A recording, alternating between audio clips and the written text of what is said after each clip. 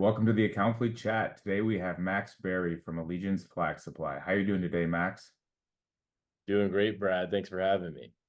Yeah, I'm looking forward to chatting about this cool business that's headquartered here in Charleston, South Carolina. So there's not a ton of businesses here. I guess there's a lot of small businesses, but successful small businesses is always cool to connect. So excited to learn more. So maybe why don't you kind of tell us a little about Allegiance and kind of how long you guys been in business and the journey since 2018 to today? Yeah. So we started Allegiance. I started it with two partners, Wes and Katie Lyon, who are a married couple.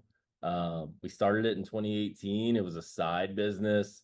We started in Wes and Katie's garage in West Ashley in Avondale.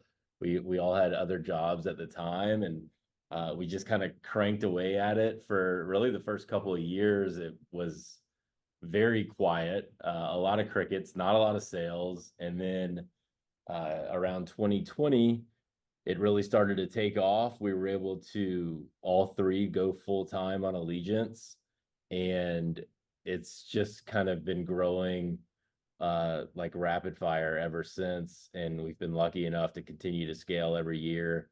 Now we've got about 60, a little over 60 employees. We do all of our own manufacturing in-house. Obviously, we sell American flags as the main kind of core part of the business. And we've got a marketing team, and we've got an accounting team and a product dev team, and a lot of manufacturing and HR as well. And yeah, we're 6 years in. We just turned 6 years old the other day, which is wild to think about. And it's been a wild ride. One thing that I think might be relevant to this conversation is we're really proud to be a bootstrap business, and we started the business with really a little less than $5,000 of our own money, and we've scaled it, obviously way past that. But it's been really an exciting ride, and it's almost hard to believe sometimes.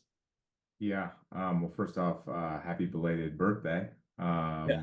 business. And yeah, I definitely want to touch base on that aspect. So number one, just that kind of that minimal or that low dollar amount of funding that helped you start the business, propel the business. And then I think having, three business partners that were probably all bought into what's going on and doing everything. So how did you guys go from starting with minimal money to kind of just moving forward, selling, to just kind of go through the first couple of years of that business and what it was like? Yeah, kind of like I said before, it was so quiet, Brad. We're not one of those businesses that you hear a lot about. I feel like that's, oh yeah, we built the business and it was just we were sold out immediately and we couldn't keep in stock.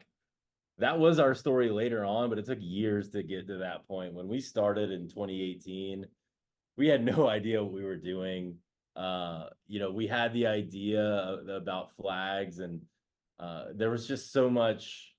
It was almost like the first 2 years for us were R&D in a way, even though we were technically launched and we had products and we had a website. Um, we we had a lot of pivots to make in order to reach a point where we could scale the business. So from 2018 to 2020, it was just, a sporadic sale here or there. And then really what allowed us to scale in 2020 was we figured out the digital marketing aspect of the business, and we're really able to scale Facebook and Facebook ads. But the real reason was we figured out the product. When we first started, we were selling an American flag for $225. So I would call that, it's like the Rolls Royce of flags. And it was too much. The process, the way that we made the flag, it was too labor intensive. It would take like 8 hours to make each flag.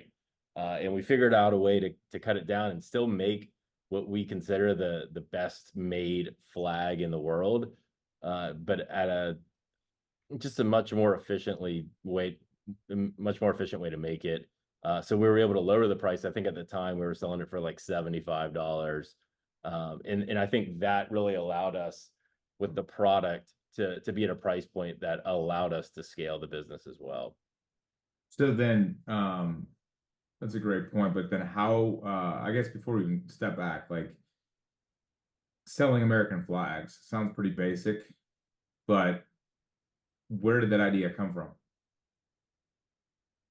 Really, all three of us kind of bought houses at the same time, and we all purchased American flags for our front porches. And it was just kind of one of those things where it was like a weird personal experience. Like I bought mine on Amazon.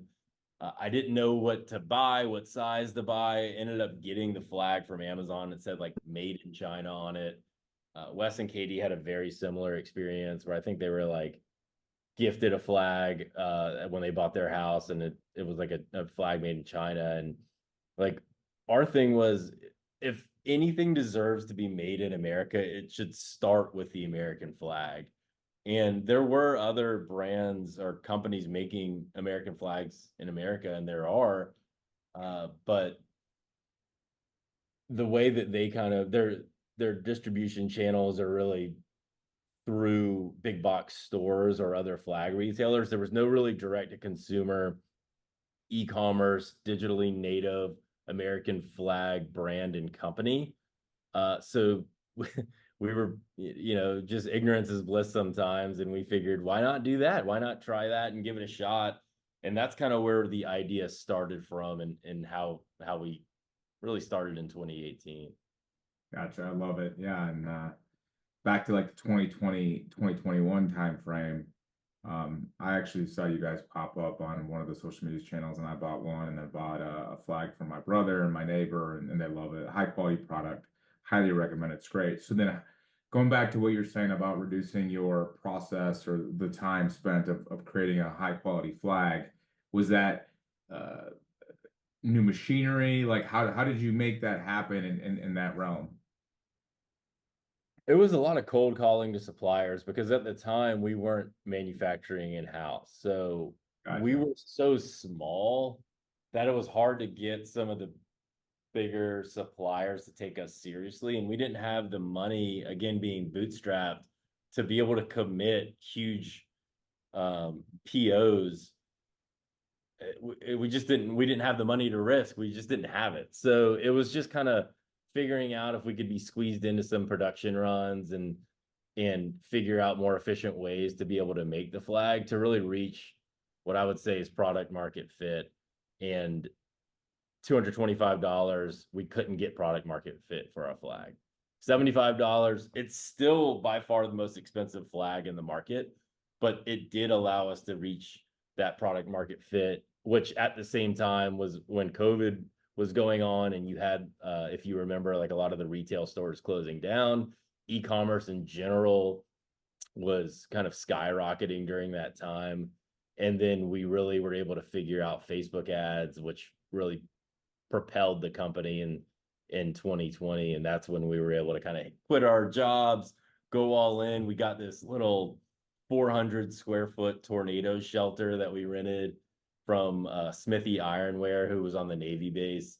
And they were nice enough to rent it to us. And it was just a small little concrete 400 square foot room. And it was like me, Wes, Katie. Our first employee was actually my little cousin. And we just cranked away packaging flags for all day, every day in all of 2020. So it was kind of a crazy time. Yeah, crazy time in general, and then specific to your business. But I mean, my take on business is, there are a lot of successful businesses, maybe at the wrong time, the wrong place, but it sounds like you guys are at the perfect time and place where everything kind of, converged to, move into the next level. And that sounds like when you guys were in 2020, like what was that one decision or that one thing that you guys all saw to say, all right, let's all jump in? Because like going from part-time and having a stable income and doing different things to like, all right, we're all in now. Was there a specific, you saw your e-com sales, skyrocket one day, or kind of what was it that helped lead to that actual decision to jump in full, with both feet? I think it was just the volume of sales we were getting. And I think you're right. It's all about timing, right? It's like relationships are about timing. Like how I met my wife was all about timing. The business is different, I think, a little bit because We had worked for 2 years to get to that point, and it's not like we were really doing much in sales, but because we're bootstrapped and because we had been profitable since day one, we were first order profitable forever. We've never not like made money on a transaction. So we could afford to stay in business for 2 years without quitting our jobs because there's no reason not to. We were enjoying it, and although we weren't crushing it for those first 2 years, we weren't losing any money. So when the time finally came where we could achieve product market fit, it was kind of an easy decision where we weren't uh, we didn't have any kids at the time either. So it wasn't like we were risking our kids' futures by any means. Like, let's try this, let's jump in and let's do it. And we grew, I think it was like 4,500% in 2020. So it was just like, if we didn't go all in, the business wasn't going to work because we were the ones doing all the work. We were doing all the fulfillment, all the ordering, all the customer service, all the marketing, all the product development, everything was being done by us. And like, that was our moment. That's what we had kind of spent the last 2 years on. So it just seemed like an easy transition for us at the time, even though it was scary still, because we all had real jobs and like insurance and stuff like that that we had to walk away from. So first order profitability. So great term. Clearly it's what everybody wants as an e-com business or as an inventory based company, right? Like but number one, I guess my question to you is clearly you're factoring in everything into that, your cost of your product, your labor, your marketing, the whole aspect you're talking about. When you started at that at the small phase, I'm assuming you may not have had a ton of inventory built up, or how did you manage inventory when it was slower? And then as you started growing, I'm assuming you started to stockpile more and more inventory and more finished flags, but how did that all work? Yeah, I think the thing that's different about us from a lot of e-com brands is like we don't have some like contact in China that we can call up and say, "Hey, we need 10,000 more," or "Now we need 100,000 more," or 1,000,000 more. Like we can't get containers in the ocean, and that's just goes against all of our core values. Like we're 100% made in America, sourced in America all the way. So we've had a unique issue where we've consistently been out of inventory for years. We finally got a handle on it, hence the 60 employees that we have this year, where we didn't run out. I think this was like the first year we didn't run out of inventory, at least for our main core product, the 3x5 American flag. So it's a blessing and a curse. It's a blessing from a cash flow standpoint because always being out of inventory is great for your cash flow, but it's bad for your ability to continue to grow.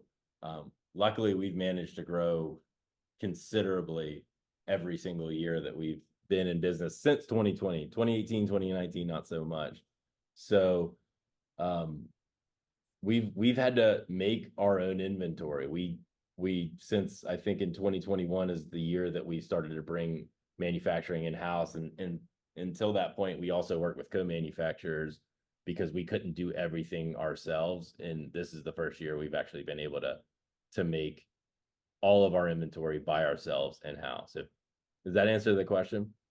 It sure does. And then I guess while we're talking about that, how do you, maintain quality control of your products? How do you, hire good people to do the work? Like like it's funny you go from 2018 to, small business doing everything to this business. There's always issues and risk and pain points as a business owner, but just from a quality control of your product and making sure that you guys have your supply chain internally, like in-house, up to par.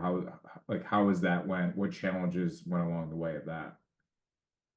Yeah, I mean, honestly, we just had to figure it out. There's no easy answer for it because when we decided in 2021 we have to make our flags in-house, it wasn't really what we wanted to do. We had to do it because nobody else could give us enough inventory, and they weren't able to make it the American flag in like the way that we wanted to make it. So even to go back on your previous question, in 2020, there was a lot of sleepless nights from us because we had thousands of orders in Shopify that were unfulfilled, and we had suppliers that literally wouldn't call me back. And it's like, when are we going to get the flags that these people have already bought? Because we were exploding at the time. And it was really, really stressful. And what we had to do, was to just send an honest email to all of our customers that have bought, like, hey, and this was like right in the middle of COVID. I don't know when we're going to be able to get you the flag, but I promise you, we are either going to get you a flag or we are going to refund your money. And the amazing thing was like 99% of the customers were like, fine, I don't care. It's not like it's medicine or food or something. Like, get me the flag when you can get me the flag. And we did deliver on all those, but it was really stressful. And I'm glad not to have to like live in that moment anymore. But So yeah, I mean, in terms of like we just had to figure it out. We didn't know how to make flags in 2021. We were still buying them. Like, we didn't know the sewing process and the cutting process and the quality control. But what we have done is figure it out, and we've become experts in the field. And I don't know that there's really another way to do it other than just figure it out. And that's kind of the whole, that's kind of been the theme of our business since day one. Just figure it out. Because we didn't know e-com, we didn't know marketing, finance. I knew a little bit about, but I didn't know like accrual accounting and how to model some of these things and quality control. Like, we figured all this stuff out on our own. love it. One of Accountfully's core values is solutions oriented. So it's very similar to that. You just gotta figure it out and find a solution for the pain point that you're having. So 3 business partners, you all started, you're doing everything. Now you're 60 people, blowing up. Like, how have you all divided and conquered different functions and departments of the company, as well as how do you all keep focused just as business partners and making sure going from here to here that you're all still moving forward in the direction and, in terms of where you guys want to take this? Yeah, luckily, like, Wes, Katie, and I have just a unique, great relationship. I mean, they're married, so that already brings in a unique kind of factor to it. And they do a great job of kind of keeping work life and home life separate, I think, for their own sanity. But all 3 of us have really different strengths, which is really nice. Wes is great at ops, great at product dev. Really, he comes from a sales background. He's a relationships guy. I am definitely more of like the introverted numbers guy. And then Katie is very much like the brand tone. How do we look? How do we feel? So each of us could not do what each other person could. And I think we all really respect each other's, like, what we each bring to the table. And we just get along really, really well. And I know that we're very lucky to have that, because I've heard horror stories of, other people that don't like agree and always kind of go into bat with each other. And that's just never really been our relationship or the case. So I really am thankful for them and how we've been able to kind of grow it all together at the same speed and the same direction. Yeah, no, it's definitely I guess I don't know if rare is the issue. Maybe, yeah, you won the lottery of business partners. It's just I think from the experience of at Accountfully, specifically with my wife and I own the company, but also seeing a bunch of other small businesses over time, it's making sure you have sufficient alignment of where you're at today and where you want to go. I think that's a big part of it. And as complexities and dynamics arise with business partners, specifically around families or different situations that hop up, a lot of times it kind of gets in front of the business, which is a lot of times very fair situations. But happy that it's all worked out for y'all, and that's super cool. So from just a day-to-day basis, you're an analytical brain. We're talking about accounting, finance, inventory, kind of what are some of your kind of reports or KPIs that you look at throughout the week or, on a daily basis just to make sure everything's kind of moving forward in the direction you want? Yeah, we've got an incredibly well built out model that is day to day with it's probably got 50 different KPIs in it.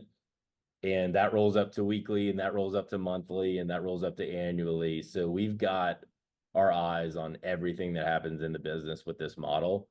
And really what we're looking at from a marketing standpoint is, obviously top line revenue, but then what are we spending on marketing, and what is our contribution margin, and what is our customer acquisition cost and our MER, and then ultimately what is our net profit, and we're able to track profit every single day, which is really nice, and we've built OpEx in there as well. So we're looking at everything, but really what I care about is what's on the bottom line. The top line growth is fine, but we have that, but it's pointless if it's not growing on the bottom line. And as a bootstrap business, and that's all we really care about is how are we going to fund the growth of the business? It has to be from our own selves, and if you don't have that bottom line growth, then you're not going to be able to do that. So it's always been the most important thing for us.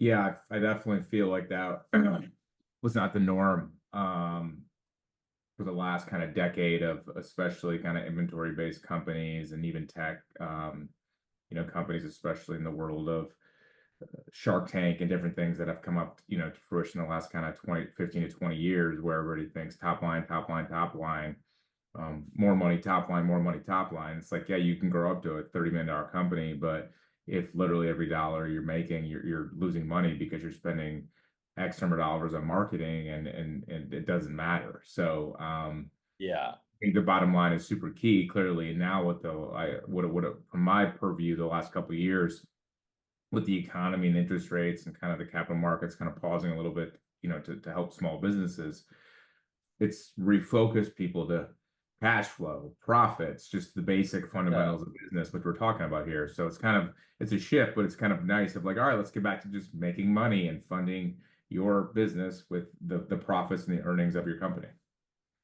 Brad, I cringe, man. I cringe when I hear this stuff. Like, yeah, I watch Shark Tank and I see some of those founders talk about like, oh, we're not profitable, and here's why. And those are like things that make me cringe when people talk about raising money and like bragging about how much money they raised. I don't get it. Like, look at the D2C darlings that are public companies now, like Allbirds. Allbirds is down 99% from when they IPO'd. Look at look at pretty much all of them. Casper, Warby Parker, Figs, even Figs, who had like a pretty good business, like they're not profitable. They're losing money. What is the point of the business? Like if you're not making money, then why do you exist? And for these consumer brands to think that they're tech brands, because it is different for a tech brand, a SaaS company that can scale. You can't do that in inventory-based businesses. You always need to buy more inventory, and like that's the major difference. Not to mention that like the assumption that your customer acquisition cost is going to get lower as you continue to scale, that doesn't make any sense either. So when I see other brands that are maybe a little smaller or even bigger talking about they're not profitable and they need to raise money, especially as like a finance guy, that kind of stuff really just makes me cringe, because I know 99% of the time what the future holds for business like that. Yep, 100%. Are you guys, and what is your sales channel mix? Like how much percent is ecom? We're about 98% e-com, so we're very much direct to consumer. Yeah, I feel like I've seen a lot of companies that are spread across 10 different sales platforms or channels, and it's like, is it going to be wide or deep? It's like until you figure out, I think, one or two, and you really have the numbers and understand the metrics and the KPIs, it's really hard to go too wide unless you have unlimited cash, which is kind of clearly you guys focusing on e-com and really honing that in. It has helped you kind of stay profitable or be profitable from the start. From an aspect of just the business, what else do you have any other kind of things moving forward, new products and everything kind of moving forward? Yeah, we actually just launched a really cool patriotic kind of leatherworks line. There's a wallet, there's a key ring, and it basically takes the material that otherwise would have been discarded from our flags and incorporates them into 100% American sourced, American made leather. So we're really excited about that, and just continuing to, obviously flags is our number one kind of core product, but echoing the patriotic theme and displaying patriotism and other things other than flags is something that we're going to continue to explore here in the future. Also, I was just thinking of kind of seasonality as clearly e-com business as we head into the holiday season here. But also for you guys, I'm assuming you still have some kind of bump ups with Memorial Day and July 4th, the different things. So it's not just like a Q4 aspect. Is that true? Yeah, we're kind of the opposite, I think, of most e-com brands, where you'll see most e-com brands probably do 50% or more of their revenue in Q4. We're the complete opposite. We're, like you said, you hit it dead on. It's Memorial Day all the way up through July 4th is our biggest peak. We do get a peak in Q4, but not like the traditional e-com brand would, where like that's their bread and butter for gifting season. Yep. Yeah. Well, good. Well, Max, this was awesome interview. As we kind of head out here, we typically have kind of a couple just questions that we answer or that we ask our guests. So the first question is just, what does one small business owner do? Wait, can you repeat that? What does one small business owner do a fellow founder? What does one do and one don't?